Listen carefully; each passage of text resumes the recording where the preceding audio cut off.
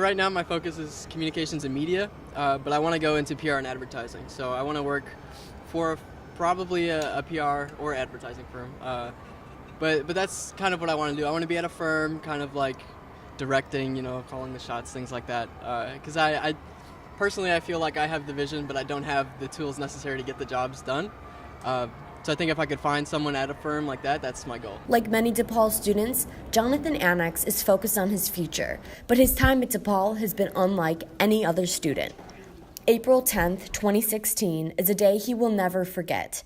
It was the day Jonathan was caught in a crossfire of a random shooting outside of his home in Chicago's Little Village neighborhood on the southwest side. He was paralyzed from the waist down. I was shot, and things kind of changed because things kind of fell in line.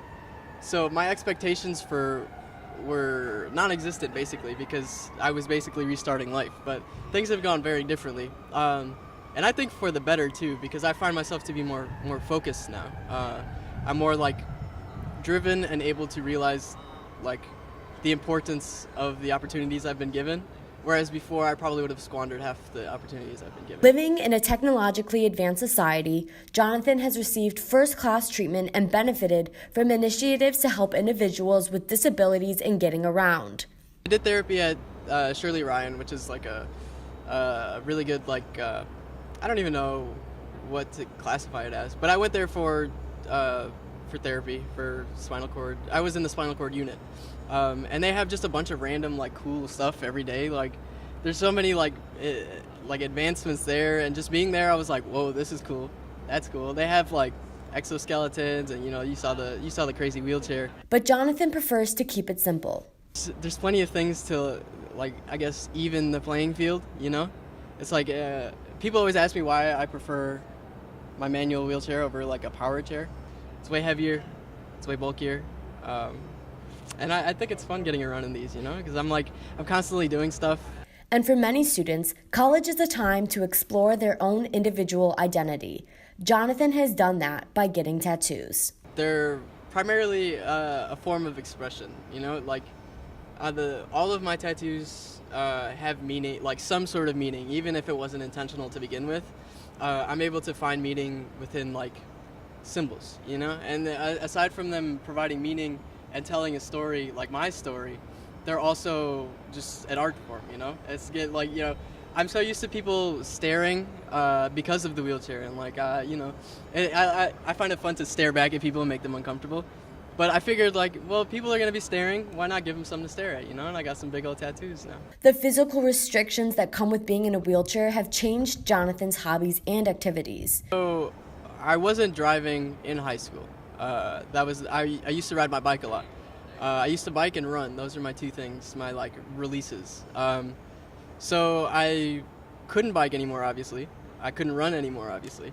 So I kind of as time went on, I started driving a little bit more, and driving does kind of, for me, the same thing that biking and running would do. It's kind of this physical and mental culmination of skill.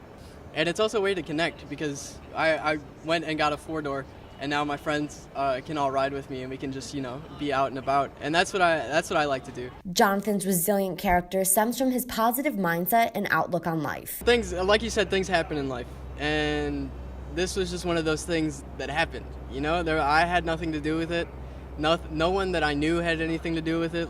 It was just a random occurrence. But I find that I'm able to differentiate, and I'm able to control my emotions more so. I don't get angry at things that often, I try to keep myself positive, that's a big thing.